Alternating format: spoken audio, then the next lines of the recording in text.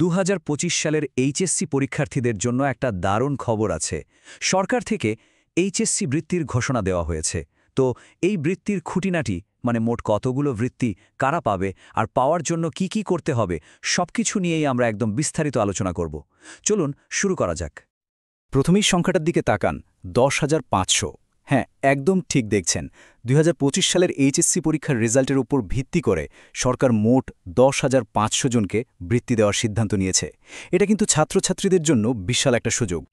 সম্প্রতি মাধ্যমিক ও উচ্চশিক্ষা অধিদপ্তর থেকে এই বৃত্তির কোটাটা আনুষ্ঠানিকভাবে জানিয়ে দেওয়া হয়েছে। আর এই বৃত্তিগুলো দেয়া হবে কিন্তু 2025 সালের এইচএসসি পরীক্ষার ফলাফলের ভিত্তিতেই।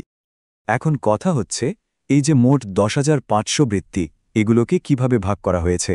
এগুলোকে মূলত দুটো প্রধান ক্যাটাগরিতে ভাগ করা হয়েছে। একটা হলো মেধাবৃত্তি আর অন্যটা সাধারণ বৃত্তি। চলুন এই ভাগগুলো সম্পর্কে একটু বিস্তারিত জেনে নিই। তাহলে চলুন এবার সংখ্যাগুলো দেখে নেওয়া যাক। কোন ক্যাটাগরিতে ঠিক কতজন করে ছাত্রছাত্রী এই বৃত্তির সুযোগটা পাচ্ছে সেটা জানলে পুরো ছবিটা আরও পরিষ্কার হয়ে যাবে। এখানে দেখুন, মেধাবৃত্তি পাচ্ছে মোট 1,125 জন, আর সাধারণ বৃত্তি সেটার সংখ্যা কিন্তু অনেক বেশি, প্রায় 9,375 জন। এর মানে হলো আরও অনেক বেশি শিক্ষার্থীর কাছে এই সুযোগটা পৌঁছে যাবে। আচ্ছা, মোট বৃত্তির সংখ্যা তো জানা গেল, কিন্তু একটা বড় প্রশ্ন কিন্তু থেকেই যায়। এই বৃত্তিগুলো সারা দেশে কিভাবে ভাগ করা হবে? মানে কোন বোর্ডের ছাত্রছাত্রীরা কেমন সুযোগ পাবে, এটা জানা কিন্তু খুব দরকারি। চলুন বোর্ড ধরে ধরে সেই হিসাবটাই দেখে নেওয়া যাক। দেখুন, এই বৃত্তিগুলো কিন্তু সব বোর্ডে সমানভাবে ভাগ করা হয়নি, বরং প্রত্যেকটা বোর্ডের নিয়মিত পাশ করা ছাত্রছাত্রীর সংখ্যার উপর ভিত্তি করে একটা কোটা ঠিক করা হয়েছে। তো চলুন এবার দেখি কোন বোর্ডের ভাগে ঠিক কতগুলো বৃত্তি পড়েছে। এই টেবিলটা কিন্তু খুবই গুরুত্বপূর্ণ, তাই একটু মনোযোগ দিয়ে দেখুন।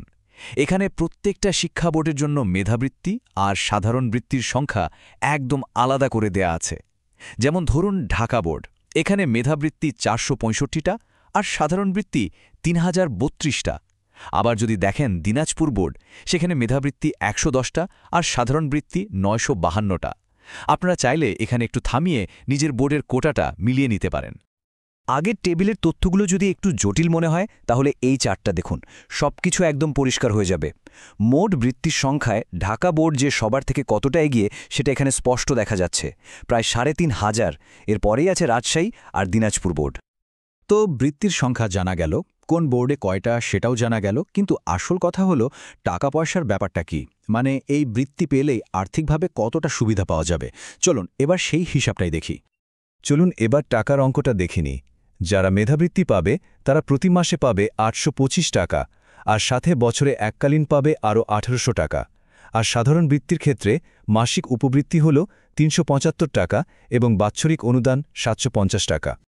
ঘোষণায় একটা টার্ম হয়তো চোখে পড়বে, G2P পদ্ধতিতে EFT।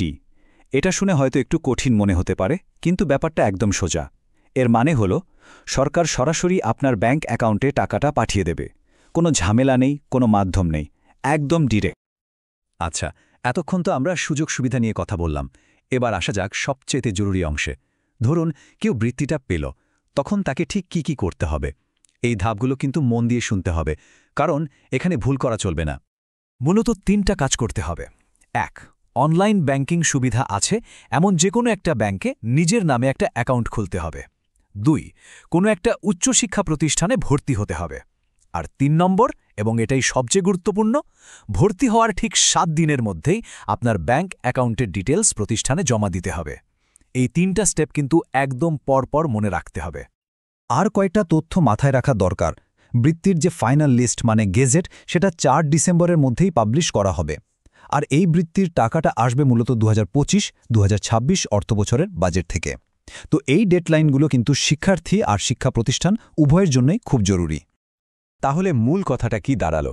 মূল কথাটা হলো পুরো প্রসেসটা একদম নিয়ম মেনে ঠিকঠাকভাবে ফলো করতে হবে, কারণ ছোট্ট একটা ভুলে কিন্তু বৃত্তির টাকা পেতে অনেক দেরি হয়ে যেতে পারে। তাই এই ব্যাপারটা নিয়ে একদমই হেলাফেলা করা যাবে না। সবশেষে একটা প্রশ্ন রেখে যাই, কি মনে হয় উচ্চশিক্ষার দীর্ঘ পথে এই বৃত্তিটা একজন ছাত্র বা ছাত্রীর জন্য কতটা সহায়ক হবে? টাকার অঙ্কটা হয়তো কারো কাছে কম বা বেশি মনে হতে পারে, কিন্তু এটা যে বহু মেধাবী শিক্ষার্থীর স্বপ্ন পূরণের পথে একটা বড় ভরসা হয়ে উঠবে তাতে কোনো সন্দেহ নেই।